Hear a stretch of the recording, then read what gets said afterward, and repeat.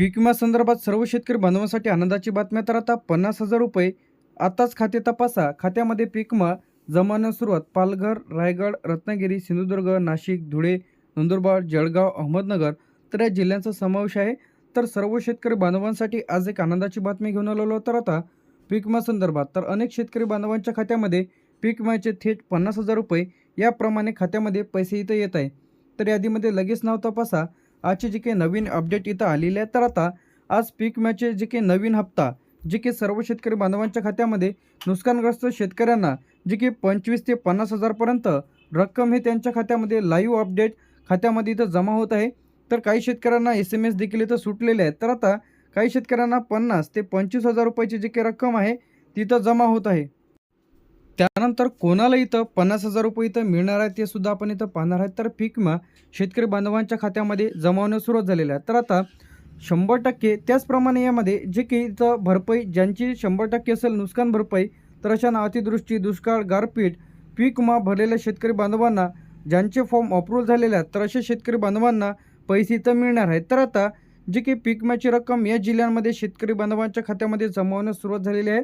तर आता यामध्ये कोणकोणते जिल्हे आहेत. तर आता अहमदनगरमध्ये वाटप सुरू झालेलं आहे. तर या जिल्ह्यांमध्ये 20 ते 50,000 रुपये जमा होत आहेत. तर अकोल्यामध्ये लवकरच वाटप इथं होणार आहेत. तर 8 ते 30,000पर्यंत रक्कम इथं जमा होईल. अमरावतीमध्ये लवकरच पीक विमा इथं जमा होणार आहे. तर आता बरेचसे जिल्हे यामध्ये अधिके पेंडिंग आहे, पंचनामे बाकी राहिलेले आहेत व या जिल्ह्यातील सर्वे अधिके झालेले नाही, त्यामुळे पीक विमा रखडलेला आहे. अमरावतीमध्ये 10 ते 35,000 रुपये, छत्रपती संभाजीनगरमध्ये सुद्धा लवकरच मिळणार आहे 12 ते 40,000पर्यंत, बीडमध्ये लवकरच मिळणार आहे 15 ते 45,000पर्यंत, भंडारामध्ये 8 ते 25,000, बुलढाणामध्ये 10 ते 30,000. तर याप्रमाणे शेतकरी बांधवांना भरपाई इथं आता मिळत आहे. तर बुलढाणा जिल्हा झाल्याच्या नंतर आपलं जे इथे यामध्ये आपलं बुलढाणा जिल्हा झाल्यानंतर चंद्रपूरमध्ये इथे आपलं 12 ते 35,000 रुपये, धुळेमध्ये वाटप सुरू झालेलं आहे. काय झालेलं आहे? वाटप सुरू झाले आहे. तर या जिल्ह्यांमध्ये 10 ते 35,000 रुपये, गडचिरोलीमध्ये 8 ते 25,000 रुपये याप्रमाणे शेतकरी बांधवांना भरपाई इथं मिळत आहे. त्यानंतर जे ते आपलं गोंदियामध्ये काय झालेलं आहे?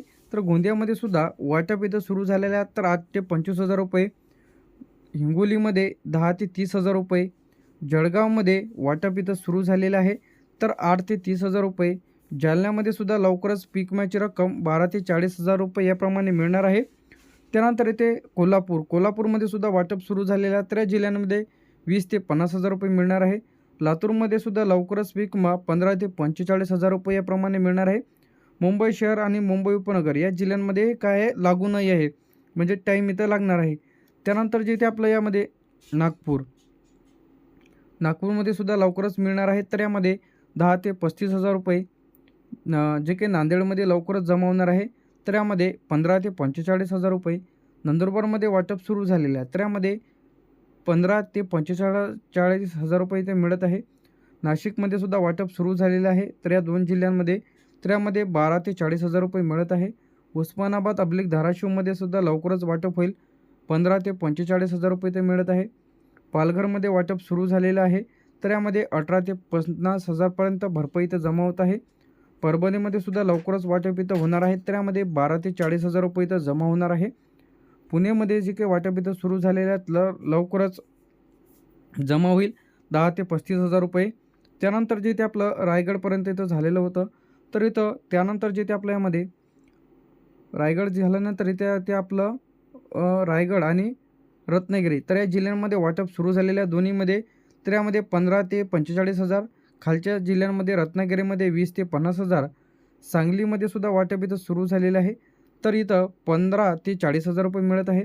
साताऱ्यामध्ये सुद्धा वाटप सुरू झालेलं आहे. तर यामध्ये 18 ते 45,000, सिंधुदुर्गमध्ये सुद्धा वाटप सुरू झालेलं आहे. तर यामध्ये 22 ते 50,000 रुपये, आणि सोलापूर हे जिल्हा जो आहे पेंडिंग आहे, म्हणजे लवकरच जमा होईल 15 ते 45,000.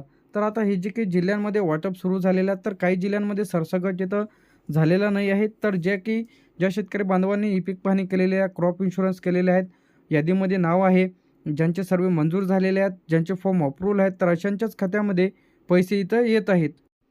नंतर जे ते आपल्या यामध्ये ठाण्यामध्ये सुद्धा ठाणे, वर्धा, वाशिम आणि यवतमाळ हे जिल्हे काय आहे पेंडिंग आहे, म्हणजे लवकरच पीक विमा यांच्या जिल्ह्यांमध्ये जमा होईल.